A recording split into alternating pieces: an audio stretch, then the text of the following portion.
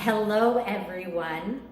Lately I've been sharing how to be extra abled on my YouTube channel, and something that came to my attention is that I haven't been necessarily sharing a lot about my own story. So from henceforth, I will share little anecdotes about my experience of being an extra abled person in this world. And today we're going to be talking about anxiety, and I'm going to be sharing some of my experiences with anxiety and how I overcame anxiety in my life.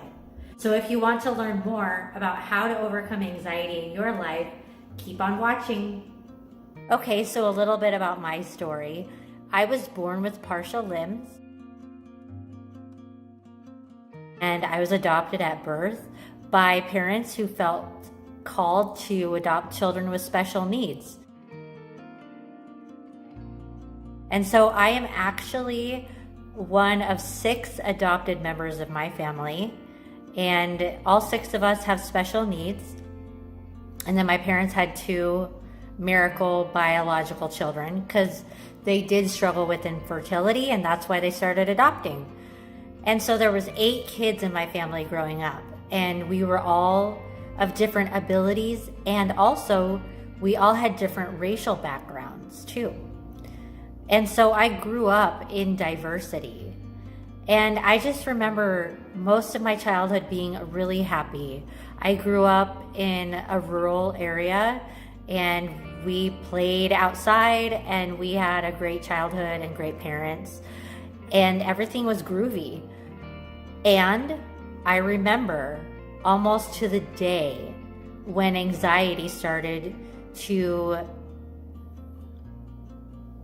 torment my life. I was in 1st grade when I had my first panic attack. And I think I can attribute it some to just the scholastic environment in general. I think I have never been one for complete organization and kind of just feeling boxed in. Even now as an adult, that makes me feel anxious. And also, I was having issues with feeling like I fit in, and there was a lot that went into being a child with special needs in a mainstream school. And I'm sure some of you can relate to that. So we keep going on in my life, and I continued to get worse and worse in my anxiety. And the pinnacle of my anxiety was in middle school and high school. And I can attribute that anxiety to being bullied. I was being bullied every day in many different ways through my middle school and high school experience.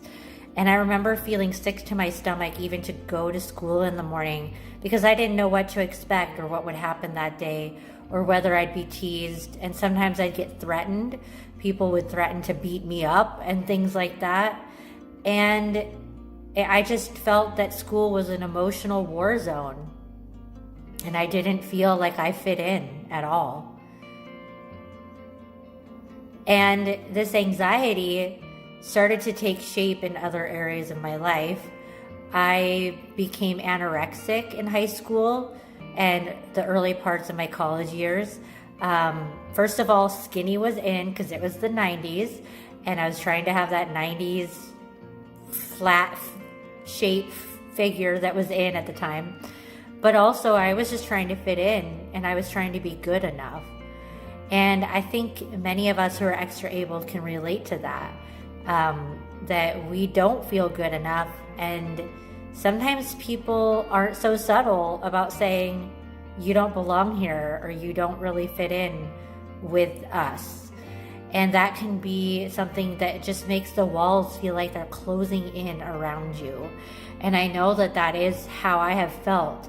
I was getting weekly anxiety attacks and panic attacks while I was going to middle school and high school. Fast forwarding to college, my college experience was actually much better. I did not experience being bullied in college. In fact, I experienced the opposite. where I felt like I had a lot of great friends and a lot of support from mentors and leaders. And those 4 years in college really brought back pieces of my soul.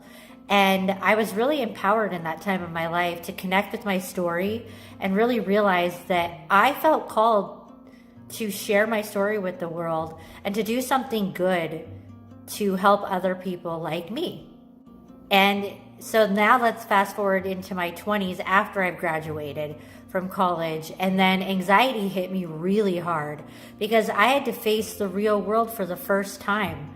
I had been kind of in a little collegiate bubble while I was going to college, and suddenly I had to pay bills and get a job and figure out housing and living independently for the first time. And for the first few years in my 20s, from like 20 to 25, I was a mess.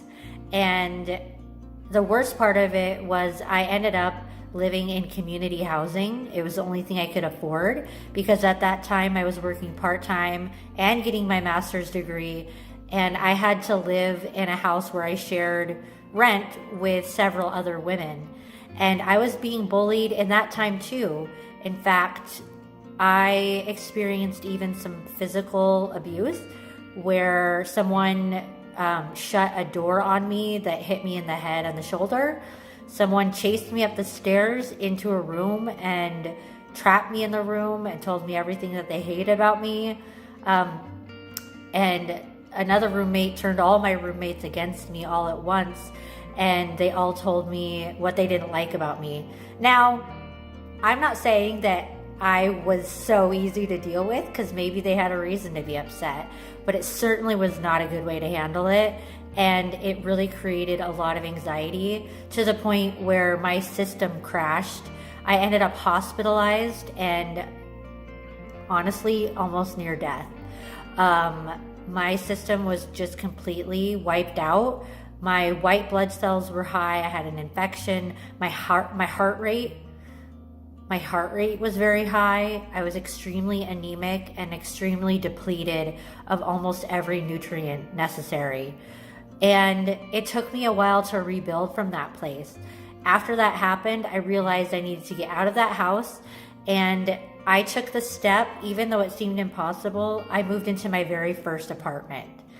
And I didn't know how I was going to pay rent, but shortly after that, I actually secured a position in the local schools, and I was able to pay rent.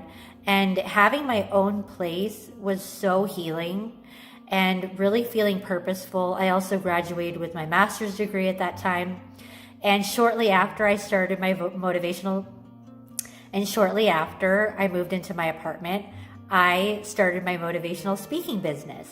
And that is really when I started challenging the walls of fear in my life. Because shortly after I became a motivational speaker, I was crowned Miss Wheelchair Washington, and then crowned Miss Wheelchair America, and then I got to travel all over the nation. I had never been an itinerant traveler before, and I had to challenge all kinds of fears and anxieties. And I kept going even after I gave my title and passed it on to the next title winner. I just kept going with that adventure, and I moved to Miami from Washington State, and I got to feel what it was like to live independently, completely independent from anyone I ever knew. And I just gained even more strength from that. And really, now anxiety is a very small part of my world. Once in a while, I'll get a panic attack. And honestly, this is a little tidbit of advice for you guys. Usually, this anxiety comes from people when I feel like I'm being overwhelmed by someone's energy. Because I think people can bring you into the riptide sometimes, meaning that you have to swim in this sort of undercurrent of their energy, and it's exhausting. And so I do my best to protect my energy. It's very important to recognize how people make you feel. And you don't need to be rude or disrespectful to someone whose energy doesn't complement your life, but you can graciously bow out. Okay, so 3 tips on how to overcome anxiety. First of all, challenge the walls of your life. That is something that I was able to do by starting my motivational speaking business and becoming a title winner as Miss Wheelchair America. It really allowed me to get outside of what was really comfortable in my life. It allowed me to fly free and really find who I was beyond the walls of my life. So if you get that sensation that you feel walled in or you feel limited and it's creating anxiety, then push through that comfort zone into something bigger. Let your walls expand, let your world expand, and make space for the dreams that you're dreaming of in your life. My second tip would be to exercise. I know that sounds unrelated to anxiety, but it is not. If you are moving your body and getting your heart rate up, it actually moves the energy in your life and helps you maintain a more positive perspective because you get all those good endorphins moving. It also helps you move past any negative feelings that you're feeling. So you'd be surprised just getting your body moving, get out in nature, do something active, go do something that's out of the norm, that requires you to move your body and sweat a little bit. And you'll be surprised at how much that elevates your mood. The third tip is seek professional help. I myself have been to therapy and it really has helped me move past some of my hangups. So don't be afraid to go and get professional help for any type of anxiety that you're experiencing in your life. All right, you guys, thanks so much for tuning in again to How to Be Extraabled. Don't forget to subscribe below, and if you like this video, give it a thumbs up. I'll see you guys next time.